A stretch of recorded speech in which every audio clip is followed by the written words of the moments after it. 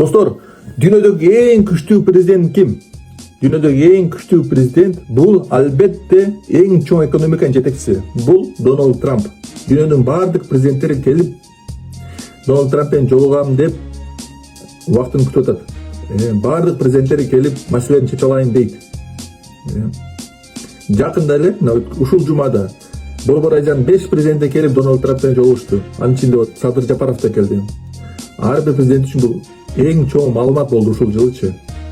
Ар бирөө аябай сыймыктанды. Мына Дональд Трамп менен саламдаштык, сүрөккөлдөштүк.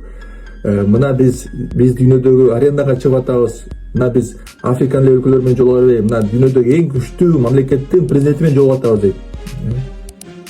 Дональд Трамп дүйнөдөгү эң күчтүү президент болгону менен Дональд Трамп эч кимди айта албайт, муну түрмөгө отургуз, муну өлтүрүп кой депчи. Американ жарандарынан. Андай кылбайт.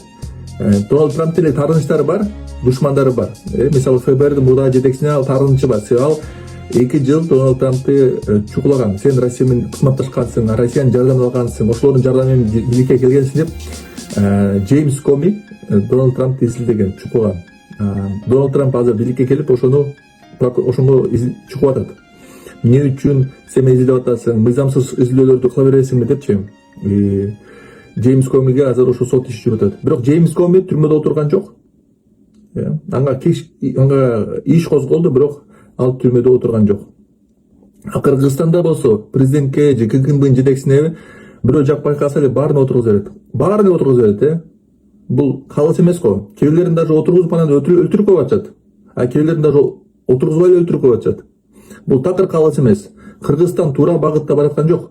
Кыргызстанда каалаган адамды эгер бийлик отургуза берсе, бул жакшы мамлекетпи? Биз ушундай мамлекетте жашагыбыз келеби? Мен ойлойм, мындай болбош керек. Президент күчтүү болсун, бирок эч кимди отургузганы укугу болбош керек. Мына Кудурет Тачабаровду мен тааныбайм, бирок Фейсбуктан көрүп тургамда ойлорун жакшы так сүйлөп аткан. Аябай логически түшүндүрүп аткан баардыгынчы. Ошону отургузуп коюптур. Себеби ал оюн айтты да, кыска видео тартыптыр. Айтты, мен ОПГ болсом, анда президент эле ОПГ. Анан дароо эле аны отургузуп коюшту. Эч кандай сот иши болбой эле аны отургузуп коюшту. Кыргызстан туура багытта баратабы? Ушундай болуш керекпи Кыргызстанда? Каалаганды отургуза бергенчи. Бул Африканын жолунда. Африкада ошондой кылса болот, Европада өнүккөн өлкөлөрдө андай болбойт. Кыргызстан туура эмес багытта баратат.